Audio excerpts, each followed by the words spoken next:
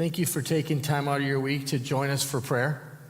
Thanks for taking time out to say, hey, I'm going to take an hour and carve it out of my week and spend time in prayer. No matter if you're here in person or if you're online, thanks for taking time and setting this aside of time to pray. I want to talk to you tonight a little bit about how God answers our prayers. As a matter of fact, if you're online, you can still share this link and someone could hear and be encouraged tonight. You know, the question is, does God really hear our prayers? Does he really hear our prayers? And I think if we're here tonight, we know that the answer is yes. Yes, God hears our prayers. Let me just read you a few different scriptures. Psalms 145, verse 19, the psalmist says, he fulfills the desires of those who fear him. He hears their cry and saves them. Jeremiah 29, verses 12 and 13 says, then you will call on me and come and pray to me, and I will listen to you. You will seek me and find me when you seek me with all of your heart. And Jesus said it this way in Mark chapter 7, verse 7. He said, ask and it will be given to you. Seek and you will find. Knock and the door will be open. God not only hears our prayers, he answers our prayers. We heard about some of those answers earlier tonight. You know, the Apostle Paul gives us some instructions that I want to kind of base our talk on tonight. It's Colossians chapter 4, verse 2. And he said this, devote yourself to prayer, being watchful and thankful. I want you to see the threefold connection in these instructions found in this verse. He says, devote yourself to prayer. Watch for the answer to your prayer, and be thankful when the answer emerges. God instructs us to pray and then to watch. You know, I've learned that God can answer our prayers in a variety of different ways. And so I want to show you tonight or speak to you tonight about how I see how I view things when I'm looking for God's answer. And I like to look for God's answer kind of like a traffic light. We're all probably familiar with the traffic light. There's three different colors to a traffic light. There's green, there's yellow, and there's red. And each one means something. Go, slow, and stop. And so sometimes God gives us a green light in our prayers. Sometimes God simply says, go. He says, yes. And that's the answer, if we're honest, most of us are hoping to hear in our prayers, right? We want God to say go. We want him to say yes to our prayers. 1 John chapter 5, verses 14 and 15, the apostle says, this is the confidence we have in approaching God, that if we ask anything according to his will, he hears us. And if we know that he hears us, whatever we ask, we know that we have what we ask for of him. So when we pray, we normally pray with a specific answer in mind. We're hoping for a specific answer.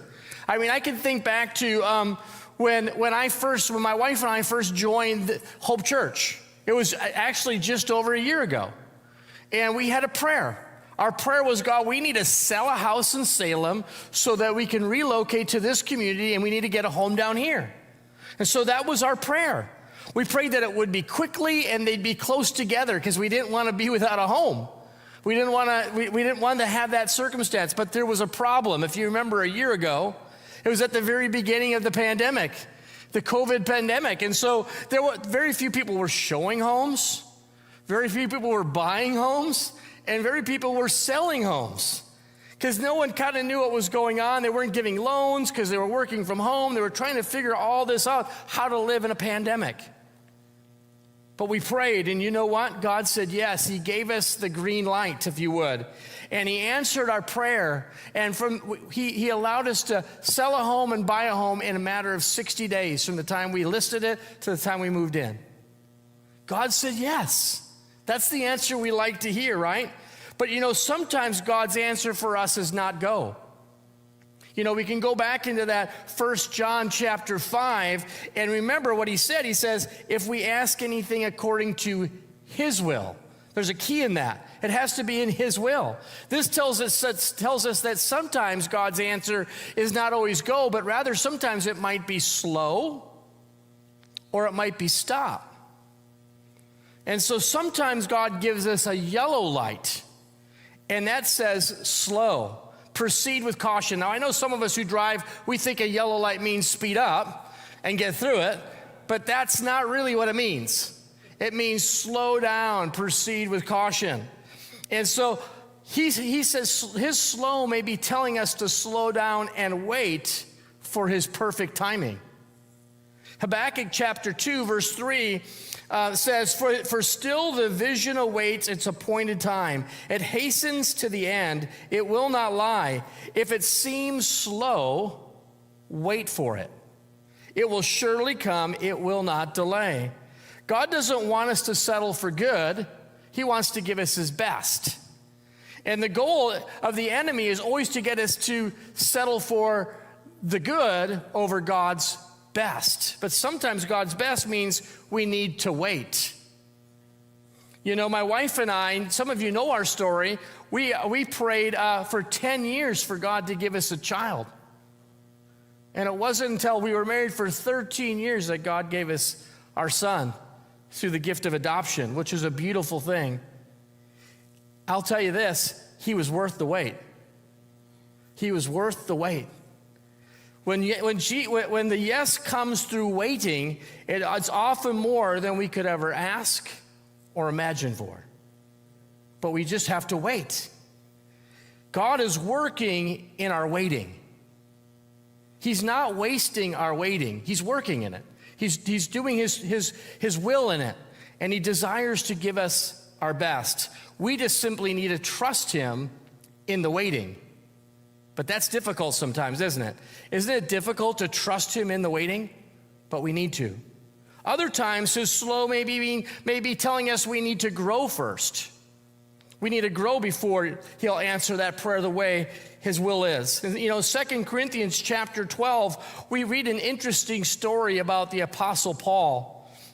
And I want to read it to you a little bit here. Here, Paul prayed specifically 3 times for an answer, and each time God seemed to say, you need to grow.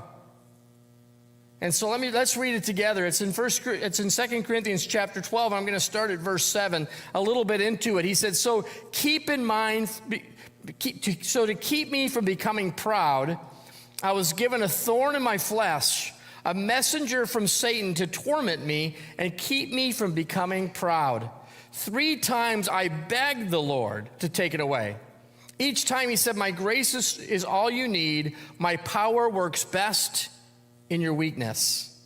So now I'm glad to boast about my weakness so that the power of Christ can work in me. That's why I take pleasure in my weakness and in the insults, hardships, persecutions, and troubles that I suffer for Christ. For when I am weak, then I am strong. You know, there's been theories and lots of people have talked about what's this thorn in Paul's flesh. And that's a question that we could talk about, but I don't want to talk about that tonight because that's really not the thing I want to point out to you. It's not, what I want you to see is not the nature of the thorn, but the answer to the prayer. And really maybe the message behind the answer. Because God's answer to Paul's prayer seems to me to be, he said, but my grace is all you need. My power works best in your weakness. In other words, I feel like God's saying to Paul, trust me with this. What you see as a no is an opportunity for you to grow. In your weakness, I am made strong. It's an opportunity for you to grow. You know, we struggle with discomfort. We struggle with pain, disappointment. We want that all immediately gone as soon as possible. Isn't that true? It's like, hey, I don't want that in my life. And if we're careful, our prayers can sometimes turn into complaints, that we're just complaining to God. We can get frustrated when it seems like our prayer is not being answered when God is saying, you need to grow. I can remember a time where we were serving in a church and life got really difficult. And I just wanted to get out. My wife and I talked about it. We began to pray, oh God, allow us to go into a new position somewhere else, allow us to move. And God said, no, you need to grow for 3 years before he releases from that position. And I look back now and I realize it wasn't wasted time. It was growing time. God was doing things in me to develop me and prepare me for the next season, the next assignment that he had for me. And then, sometimes God gives us a red light and he says, stop. He says, stop. And I can think of 2 reasons why God might say no. Let me tell you what they are quickly tonight. The first one is it's outside of his will. It's simply outside of his will. We already read that in 1 John. But let me just show you another example. Jesus, on the night he was betrayed, he prayed this in Matthew chapter 26, verse 39.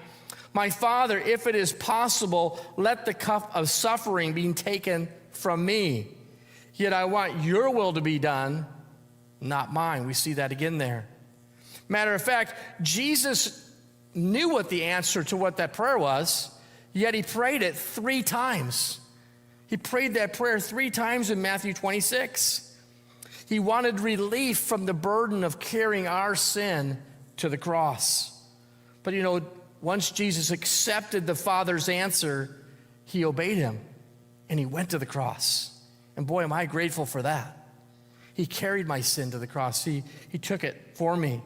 So, when we pray, I want your will to be done, not mine, we need to accept no as a valid answer. Sometimes that's not what we want to hear, but that's just reality. We have to accept it as an answer sometimes. And the other reason why God might say stop is I have the wrong motives. My motives are sinful or selfish. James chapter 4, verses 2 and 3 says, you desire, but you do not have, so you kill. You covet, but you cannot get what you want, so you quarrel and you fight. You do not have because you do not ask God.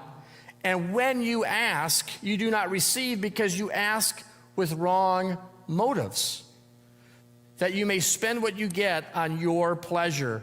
See, God hears our prayers, but sometimes the answer is stop because they're with the wrong motive in mind. We need to make sure that our prayers, what we're asking for, is not out of selfishness or out of greed or sin. God hears our prayers, but if the answer seems to be stop, we need to examine our heart. We need to look at our motives. Are we in the right place? God's no is always out of love, and it's often a blessing in disguise.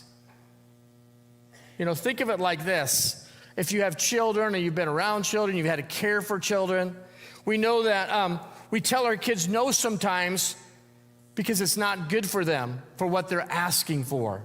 For instance, if our kid asks all day for candy, to eat all day candy and treats, we realize that that's not a good idea. It's not healthy for them. They're going to get sick. So we say stop. We say no. Because we know what's best. God is not trying to be a killjoy when he says no, when he says stop. He's trying to save us from wasting time. He's trying to save us from difficulty, heartache, hurt, and the list could go on. Trusting God when he says stop is always the best. And we need to keep in mind that, and this is important, I want to finish with this. We need to keep in mind that a no is only certain when it's sinful or selfish. It's only certain when it's sinful or selfish. Otherwise, it might be a slow or even a go in the future. That is why Jesus told the parable of the persistent widow in Luke chapter 18. We don't have time to read the story, but let me just read the context that Luke puts it in the very first verse. He says, this is why, let me read it to you. He says, then Jesus told the disciples a parable to show them that they should always pray and not give up. That was the whole meaning behind that story of the persistent widow going to the unjust judge. It wasn't about the judge. It was about we continue to pray and we don't give up, because we don't know if his stop is really a slow, you need to wait and you need to grow. Let's go back to Colossians chapter 4, verse 2. Devote yourself to prayer, being watchful and thankful. See, not only we are to watch for his answer to our prayers, but we're to be thankful for those answers. No matter if they're a go, like we would hope and wish, a slow, or a stop. We're to be thankful for them, no matter what the answer is. Trusting his loving kindness towards us, because the Father always knows what's best for us. So how I want us to move and finish up here tonight is I want you to, wherever you're sitting tonight, even if you're at home, to make your space a sacred space. And take a moment tonight before we conclude to thank God for the answers to your prayers, even the ones that have not yet been answered. To take time and thank him for the goes in your life, the slows and the stops. And maybe also take a moment to pray for that prayer that you've given up on. Be like the persistent widow tonight and take it to him one more time and say, oh God, would you answer? Don't give up praying. Keep watching and be thankful.